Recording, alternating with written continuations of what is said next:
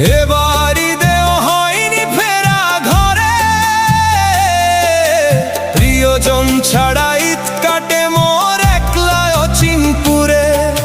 নিঃসঙ্গতা কুরে কুরে খায় তবুও মুখে হাসি, আমি যে প্রবাসী, আমি যে প্রবাসী।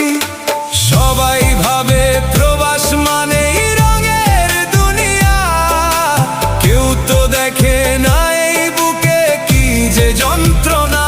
তবুও ভালো থাকুক তারা যাদের আমি ভালোবাসি, আমি যে প্রবাসী।